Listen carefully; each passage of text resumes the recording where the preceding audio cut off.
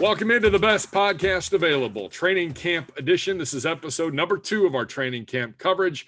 I'm Jason Gibbs, alongside Nathan Zegura, our senior media broadcaster. No, that's right. You did it. Did I do it right? All right. Yeah, you actually did get it. I think you were trying to say correspondent because I feel like it rolls off the tip of your tongue. But then you came with broadcast. You actually nailed it. So here we are. Listen, it's training camp. We're going to get ready for the season. And now you have correctly titled me, which, again, I don't know what the title means per se, but it's been the title for a long time. And so we'll go with it. Big luminaries walking by the BPA right now. Who just walked by? One of the owners of the Cleveland Browns, D. Haslam, walking by. This is what we're trying. It's big time stuff here. We're getting ready.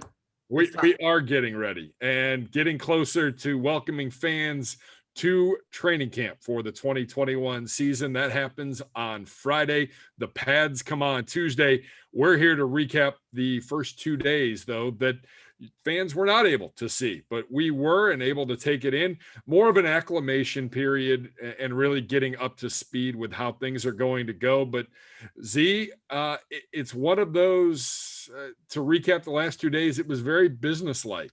Like There was a little bit of joking around and a little fun, but there was definitely a serious tone to just getting in and as Coach Stefanski said, getting the work done. Yeah, and I think when you have a locker room full of the names and the players that the Browns do, they look around, they know this team has the talent to do something special. And then you've got the reigning coach of the year, so you have a coaching staff that's going to put you in a position to succeed. And so it's all about handling the business, the doing, the work that needs to be put in to make sure that come, games that matter, come September the 12th against Kansas City. And even this team's thinking, yes, of course, we want to be ready for that. But really, it's about building as this season goes on. And it is about getting this team ready to play meaningful football November, December, January, and hopefully into February. And so, yeah, it has been business-like. That's how the minicamp was as well. And I think that this is a team that's very comfortable in its own skin. It understands what it needs to do to achieve the goals that it has set for itself. And I think we're seeing these kind of first 2 steps here in these first 2 days of training camp. Very business-like, very efficient. And I think that's something fans are going to enjoy seeing, how Kevin Stefanski runs his practice. It's just the efficiency of it all. But yeah, this is an acclimation period. The highlights of these first 2 days are 7-on-7s. So that's where we're at right now. In the 11-on-11s, it's very much a jog through. In fact, on the pass plays in the 11-on-11, they're just pointing, okay, I would have thrown it here. I would have thrown it here. Not even throwing the football because people are really just jogging out there. It is a jog through. So we've seen, I think if you take anything away from the first 2 days of camp, it's that Baker Mayfield is in command. He is in command of this offense. I think his media session earlier today showed just how in command he is of just this offense, this team, the leadership, his maturity, his growth into his 4th season in the NFL. And so I think for the Browns, that's obviously a huge thing. It's hard to really get a chance to see too much out of this defense other than you can see that there's speed and talent everywhere on that defense. But Baker has been so sharp. He has looked so good. And Jarvis, as he talked about earlier in the week, his health, he's looked tremendous and they've hooked up for some big plays. The speed of Anthony Schwartz is on display. I'd say the maturation, the development of Donovan Peoples-Jones has been on display. And then there's Odell, who looks better than anybody has any right to be looking, coming off of an injury so recently. And Baker said, no human recovers like this, but Odell does. He looks great. And they're being smart with it. The first day, everybody did work. The second day, Odell, Chris Hubbard, Grant Delpit, JoJo Natson, the 4 players coming off of real significant surgeries from the year before, we're all kind of given that day off to really, ease back into things. And hopefully we'll see them out there again tomorrow when the fans are present. Speaking of JoJo Natson, he will join our Andrew Gribble in a BPA exclusive coming up in just a few minutes. The young man from the Cleveland area, down near Akron, and working his way back from an injury last year, trying to make it in that wide receiver room, and some insight into that wide receiver room that's pretty talented, to say the least, and pretty competitive in terms of trying to make this team through that room. Yeah. Let's take a look at the offense. You mentioned Baker Mayfield in command and doing all the right things, but the wide receivers really doing a nice job from a route running standpoint. You can tell guys have put in a lot of work in the offseason, especially Donovan Peoples-Jones. For Mr. Schwartz, I think it's on the job training and on the job learning, but overall that group, along with the tight end group, looking good and taking care of their business and doing what they need to do. Yeah, and then look, when you're built on kind of the 7-on-7s as kind of being the most competitive periods out there, it's going to feature pretty heavily the wide receivers and the tight ends. And yeah, Odell has looked excellent. Jarvis has been as good as I've seen him here with the Browns because he's healthy and you can see the speed and the ease with which he's getting in and out of his breaks. Hollywood is a consummate route runner. Now he missed day 2, rolled his ankle a little bit in day 1, and hopefully he'll be back out there soon. It's not believed to be serious at all. And then you mentioned Donovan Peoples-Jones, who's really transformed his body, averaged over 20 yards a catch as a rookie, despite starting the season being inactive. And he's a guy that looks faster. He's somebody that if you say, can you buy stock in one of these receivers, buy all the DPJ stock that you can. And, Kadero Hodge is back now. And you mentioned Schwartz, who had a bomb on day 1, showing his speed and the danger that it presents. But, that group is so talented.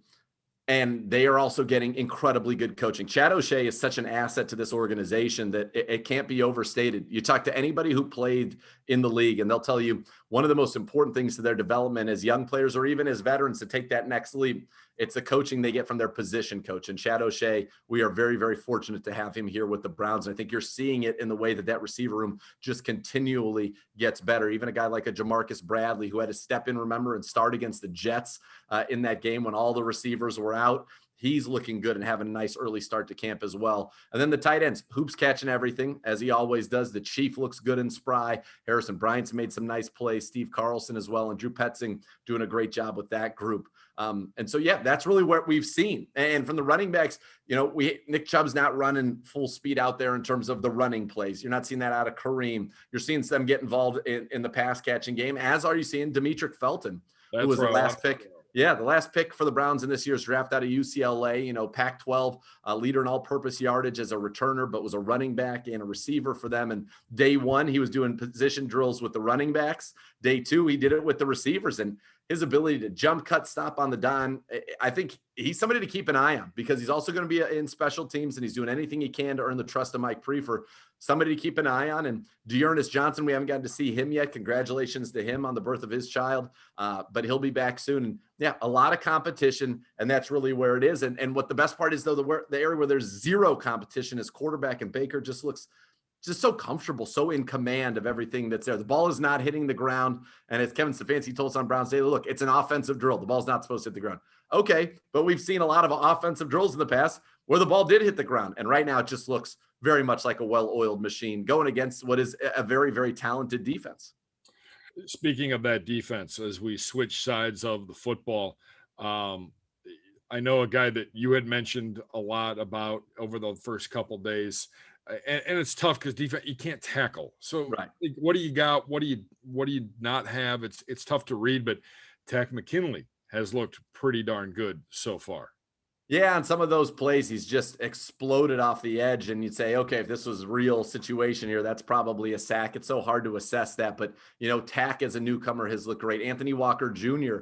Has looked phenomenal in the middle of that defense and some of the run fits, and also just kind of calling the defense, being the quarterback. And John Johnson told us, he's going to be the guy with the green dot on the helmet and calling that defense. And you just see everybody kind of feeding off. Clowney on the first one today, first play in 11-on-11s would have been a for sure sack for Jadeveon Clowney. So you're seeing some of these new guys come in, and Billings and Malik Jackson, and all making a little bit of an impact. It's so hard to tell. And even in the 7-on-7s from the secondary perspective with Newsome, Greg Newsome looks good. I mean, his ability to kind of anticipate what's happening and mirror it looks excellent at this early stage in his career. And, Greedy's back, and Grant worked day 1, not day 2.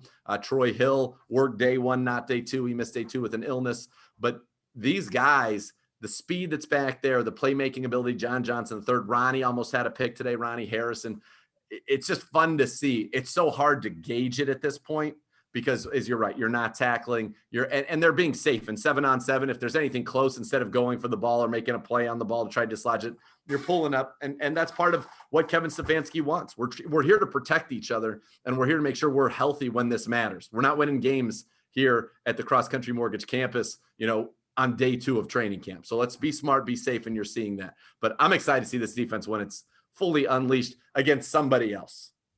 Were you surprised at John Johnson III's comments today to the media about Walker Jr. being the signal caller essentially for the defense? Because it's something that John Johnson has done, and been quite good at. So that was something that just kind of piqued my interest a little bit. I wanted to know if it piqued yours. Yeah, it definitely did, because, you think about the fact that we're going to play so many sub packages, and John Johnson feels to me like a guy that is going to be on the field for every play. Now, Anthony Walker's clearly established himself in that linebacker room as a leader. I mean, you heard what Darius Leonard said about him when he left Indianapolis. So this is a guy who's comfortable doing that, racking up over 100 tackles, calling the plays. It's right in his wheelhouse.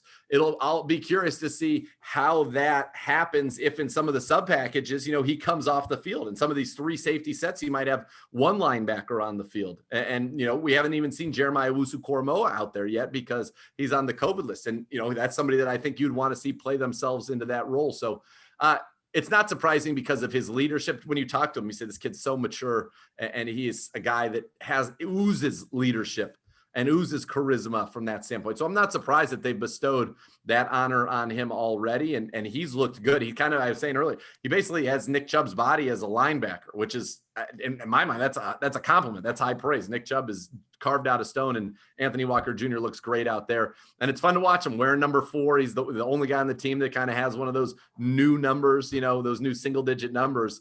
And I expect big things out of him. They brought him in, and I think he's going to provide some real leadership in that young room where Taki's in great shape. Jacob Phillips added some muscle for sure and still looks fast. Mack looks faster than ever. You got the veteran Malcolm Smith in there. Owusu-Koramoah, and we get to see him. Elijah Lee. So it's going to be fun. A lot of competition. I think the defense side, so much competition, and that's really what's going to be kind of the story of the camp. I think seeing those guys gel, and then the competition to either earn playing time at certain positions, and the 2 that jump to mind would be, linebacker, maybe corner with Greedy and Troy Hill and Newsome for 2 spots, and then, in the interior of the defensive line.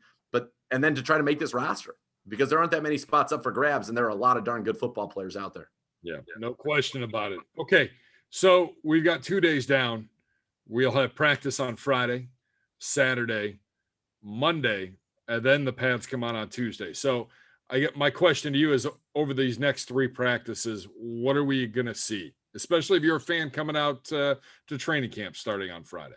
Yeah, it's great that we're going to, first of all, we're going to have the fans here. And the first time the fans, thank goodness. That's right. First time the fans have seen that Kevin Stefanski practice. Out up close and personal. And that's going to be a lot of fun to see what that's like here in Berea. And so I'm excited about that. I think we're going to start to ramp it up to where 11 on 11s, while we won't be in pads. Maybe we're actually moving with a little more pace and more, simulation type in the 11 on 11s.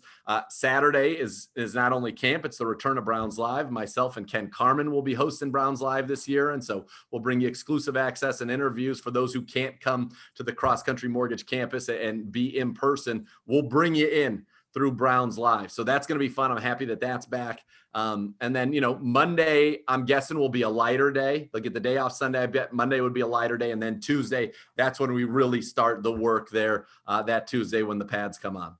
Monday's always the first day back after the first day off is always an interesting one, because if you come out sluggish, things escalate quickly. Yeah. Sometimes tempers flare up.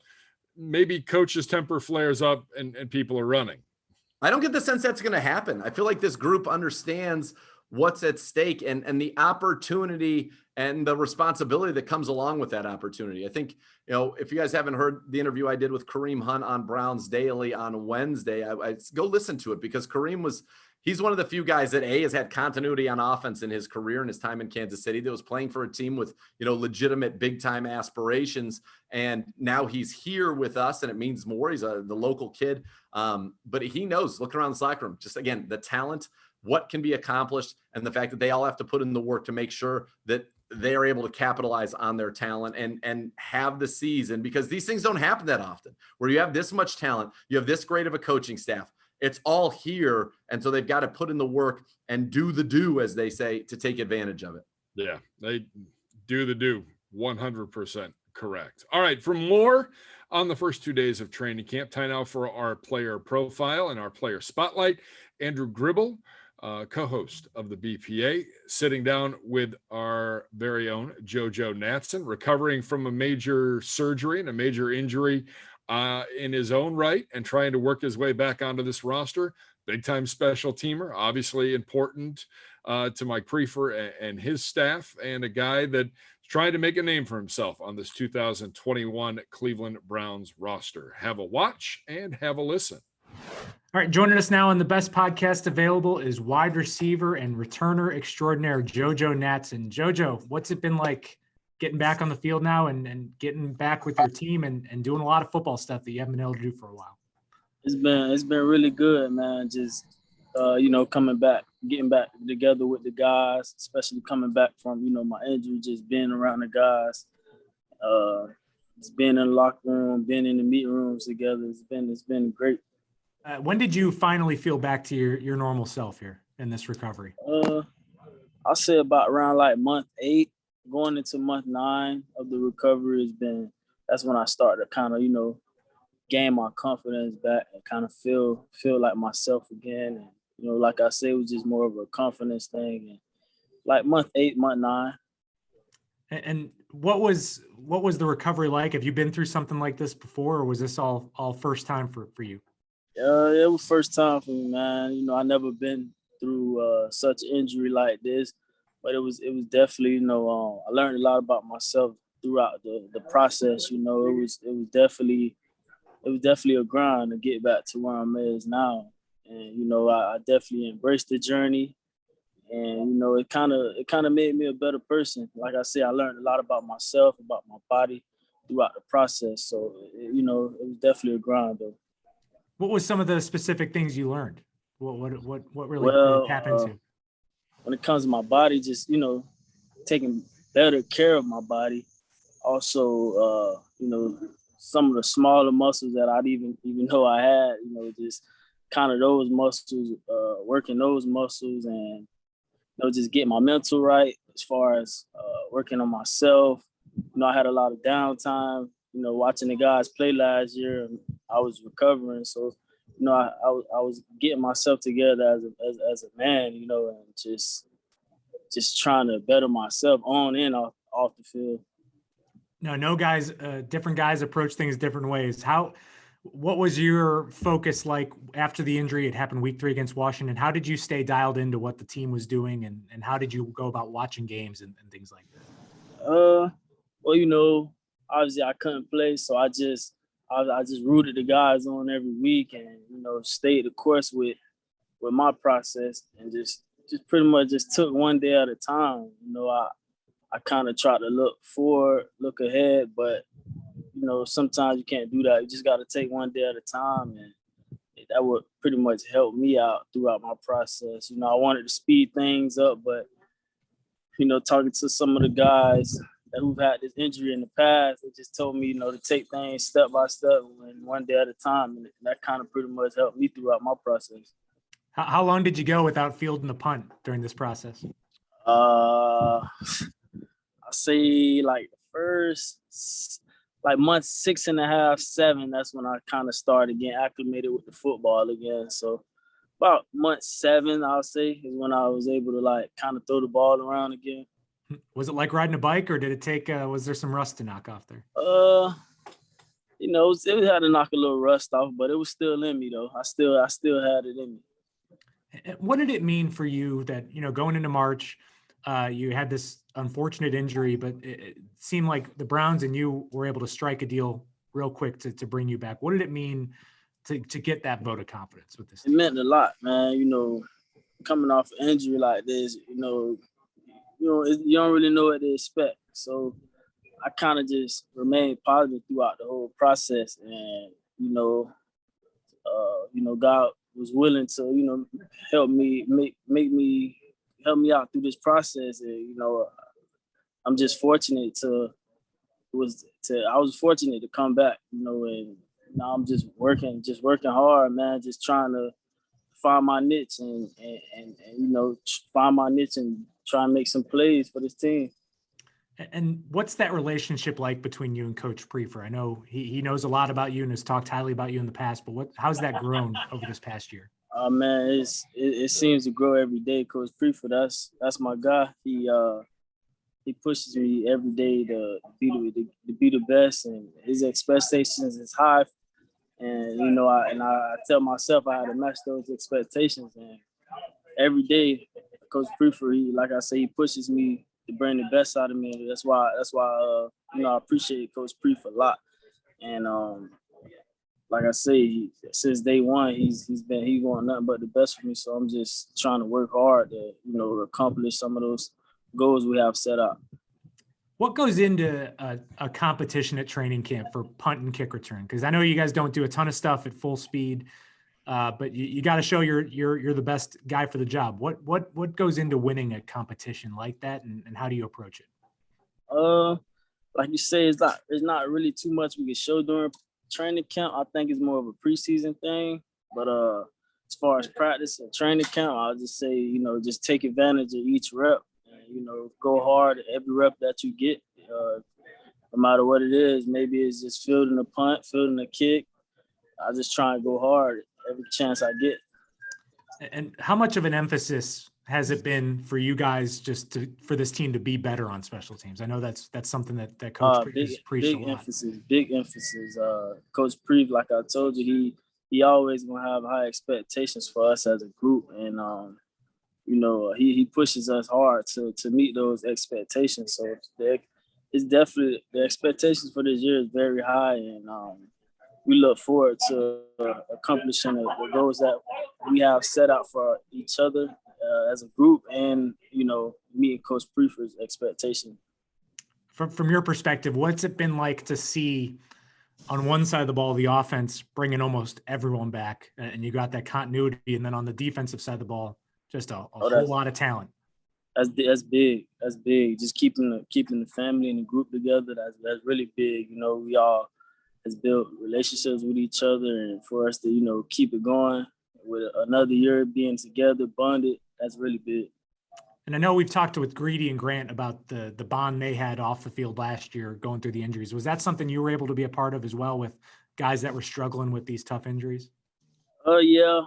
Me and Chris Hubbard had that deal because we kind of was the only two rehabbing at the facility. So me and Chris Hubbard, we built a good relationship, and it was kind of different with those guys because a lot of guys was rehabbing different places. So, but I'll say me and Chris Hubbard, we built a pretty good relationship, especially we both had knee injuries. So. And when you tell people about what you went through, what's something people don't know about the recovery from an ACL? It seems like so many athletes go through it, but we just assume you're back in a year. Yeah, it's a grind. I can tell you that, because some days you're gonna have days when you're up, you're gonna have days when you're down, and it's all about trusting the process, man. And I didn't think of it like that, the first couple months out of the surgery, but after, the back end of the recovery, I just started to trust the process. And, like I said, it's a grind, but, we made it this far. I mean, it's nothing to a giant. And we saw you doing a lot of those jet sweeps and things like that in training camp last year. Is that something that's still an area where you can help out this team? Yeah, I hope so. And just looking at the expectations, we've heard about it from Kevin Stefanski. I mean, this is a team with high expectations. How has he preached that to you guys, and how's it being received? It's being received really well. All the guys definitely buying in to Coach Stefanski. Since day one, he's been our coach. We all know what he's about, and he knows we all about, and have nothing but respect for Coach.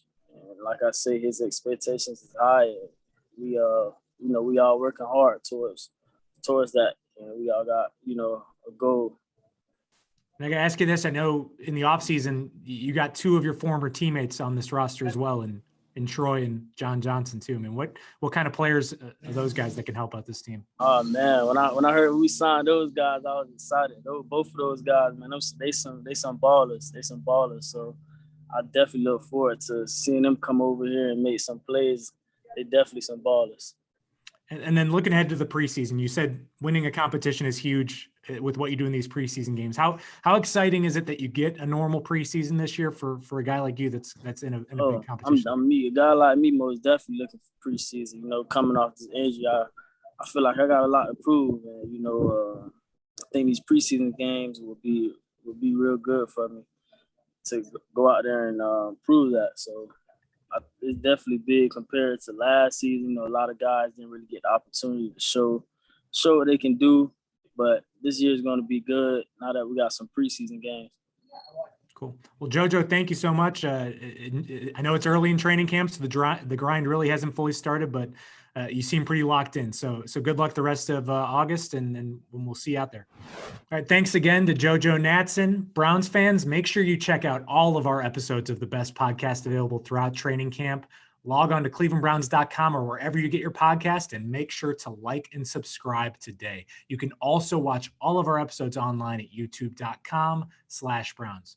Thank you to Browns wide receiver JoJo Natson. Thank you to Jeff McDaniel, Keith Mollahan for all of their hard work. For Jason Gibbs, I'm Andrew Gribble. Thanks for watching, and thanks for listening to the best podcast available.